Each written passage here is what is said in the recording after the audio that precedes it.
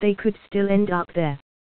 George wants to go to LA, and the team in the NBA city that is basically the complete opposite of LA just took a flyer on him in the last year of his contract. If Westbrook has no faith George will stay, he may think twice about that supermax. There is a reason Sam Presti, the Thunder's unflappable Gram, led the fight against lottery reform 3 years ago. If you might face that unpleasant reality eventually, you might as well take a pit stop with a George Westbrook duo. The Thunder can always hold their own George auction if need be. They essentially traded Serge Ibaka, on an expiring deal, for Paul George.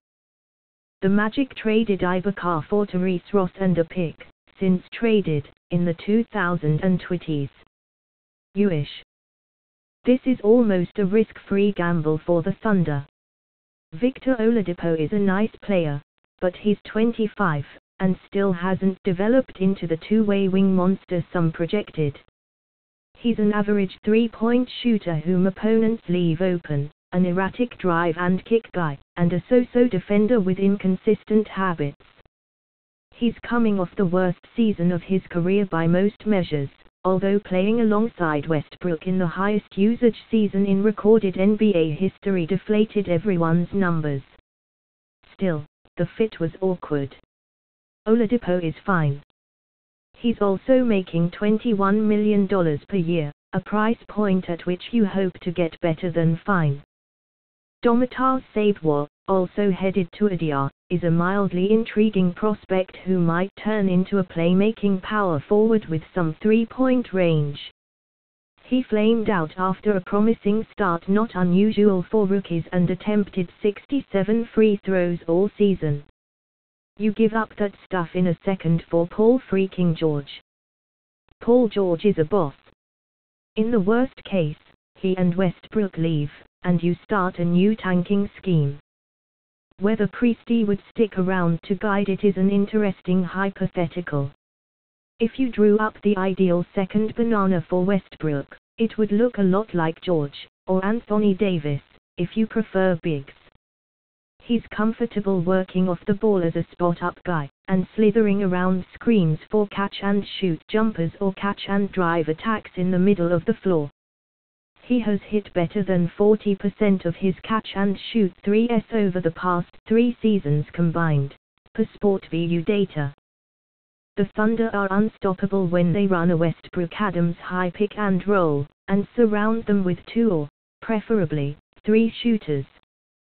When Durant was still around, Adams had so much space to rumble to the rim, he started feasting on Tyson Chandler-style lob dunks. Those plays vanished with the franchise's founding father. They took away the lobs, Adams told me after a Thunder practice in November. George is a solid ball handler who can run the offense when Westbrook rests and soak up some of the creative burden when the two share the floor. That is the perfect role for George. He's not quite good enough with the ball to run a top -10 offense. He is an apex second option. Taking one step down in the hierarchy will reinvigorate his defense, which is among the very best when George is dialed in. Westbrook will have to change the way he plays to accommodate George and show the league's other stars they might get to do actual basketball activities if they team up with him. Last year was fun. The Thunder needed an extreme ball-dominant player to carry grinders intended to fit with 2 superstars. Westbrook took things an extra step, won the MVP, and notched triple-doubles. He can't play quite that way again and expect George to abandon LA dreams. Given what else was out there, this is a disappointing return for ADR and new president Kevin Pritchard, even with the Pacers negotiating from a position of weakness. Every team, even George's suitors in Boston and Cleveland, thinks there is at least a 75% chance George stays true to his LA plans. The Lakers certainly think that. It is unclear if they even engaged the Pacers Friday night. They didn't yield on either Brandon Ingram or Lonzo Ball, and if they are sure George is heading their way, they were right not to. the Pacers do not appear to have been interested in D'Angelo Russell. Time will tell on the LA front. In what is now a time-honored tradition, reports quickly emanated from Boston last night about all the goodies the Celtics had offered: 2 starters, some combination of Avery Bradley, Jae Crowder, and Marcus Smart, and 3 draft picks in the most recent round of talks, and a mega package at the trade deadline, per our Jeff Goodman and Steve Bulpett of the Boston Herald, that included what became the number 1 pick in the draft. League sources verified that tidbit to ESPN.com. As I reported Friday morning, Boston's most recent offer, whenever it was on the table, did not include any of the following: next year's Nets pick, Jason Tatum, Jaylen Brown, or the Lakers Kings pick Boston picked up from Philly in exchange for sliding down 2 spots in the draft. If the Celtics really offered 3 picks sometime in the past 2 weeks, and I believe they did, they came from some combination of Boston's own stash and extra protected 2019 first-rounders acquired from Memphis and the Clippers. Boston also offered a combination of 3 starter-level players and 2 picks, according to sources familiar with the talks. All of those picks could end up in the 2020s. The Pacers were open about their desire for a top -10 pick, or some equivalent talent. Boston's package would not have met that requirement. Bradley may earn as much as Oladipo in 2 seasons. Smart's next deal will also kick in then. It is not some killer, irresistible package. It's still better than what the Pacers got. Picks are liquid trade assets, even if they are projected to land in the 2020s. Just a week ago, Portland turned 2 sub-lottery picks into the number 10 pick. IDR might even have taken that Boston deal had it been clearly on the table last night, according to sources familiar with the talks. It may not have been, even if Boston had offered it days before. Timing and human dynamics play a role in high-pressure negotiations. The Celtics, Cavs, Nuggets, and Pacers have been talking off and on for weeks in what insiders described as an ongoing auction-style negotiation with shifting deadlines set by the Pacers. Boston and IDR couldn't agree on a deal before Friday, and with free agency looming, the Celtics had to turn their attention to Gordon Hayward. They wanted to sort that out first, and maintain space for Hayward, before sending away rotation players and picks for George. The lowered salary cap made any deal struck before free agency even trickier. If you send out 2 starters for a rental and whiff on Hayward, how much have you narrowed the gap with Libero and the Warriors? The Pacers, for whatever reason, decided they didn't want to wait any longer. They wouldn't act on Boston's timeline. They like Oladipo as a worker who will help set the culture for a painful rebuild. They may have worried Boston would pull back entirely if Hayward signed elsewhere. But the Thunder's deal would surely have been available to IDR in 72 hours. The Thunder have no other pressing business. IDR could have waited for the Hayward situation to resolve, and gone back to Boston and everyone else. The Pacers, Cavs, and Nuggets on Friday resuscitated a 3-way deal that would have sent George to Cleveland and Kevin Love to Denver, according to several league sources. The Pacers could have had a package centered around Gary Harris, Trey Lyles, and a protected first-round pick, sources say. The Cavs, Nuggets, and Celtics were stunned when news of the trade broke on Twitter. Harris is about 2.5 years younger than Oladipo, and shot 42% from 3 last season. He is a more intriguing player than Oladipo. Portland offered multiple picks and at least 1 player at the draft, sources say. The Pacers said number. Unless you love Oladipo the way Vivek Radive loves Buddy Hield, it's hard to believe the Pacers couldn't have managed better by acting earlier or later. If getting George out of the East was a top priority, well, that's silly. George might walk himself out of the East in a year. It's easy to say the Pacers were foolish to turn down an offer that included the 2017 Nets pick at the trade deadline, or to credit Boston's boldness in dangling it. History will say that the Pacers blundered. They could have jump-started their rebuild with Markelle Fultz. They also turned down 4 first-round picks from the Hawks, per ESPN's Brian Windhorst, although all 4 could have landed outside the lottery.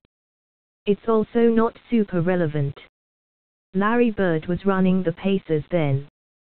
He wasn't trading George for anything but an unobtainable motherlode, according to several teams that talked to ADR before the trade deadline, including teams other than Boston, Cleveland, Denver, and the other usual suspects. It almost didn't even matter what was offered. It's also fair to wonder, if Danny Ainge was willing to trade the 2017 Nets pick in February, why wasn't he willing to deal the 2018 Brooklyn pick or the Lakers /Kings pick to get over the goal line now? Let's rewind. Boston had enough expiring salary flotsam Amir Johnson, Jonas Jerebko, Tyler Zeller that it could send out its very best picks in February without compromising its playing rotation. That is no longer the case. Boston would have had to flip important players and picks for George this week. If Boston had to slide better players into the deal, it was apparently determined to yank back its best picks. Dealing in February would have given George 2 playoff runs in Boston, enough time for Ainge, Brad Stevens, and their core players to sell him on a long-term future there. Moving now, before any potential Hayward signing, risked gutting the rotation and coming up empty in free agency. Simmer down from your age pick hoarding-induced rage, and you can understand Boston's reluctance. Why pay a hefty price to rent Paul George, miss on Hayward, lose to Cleveland, and watch George disappear in a year?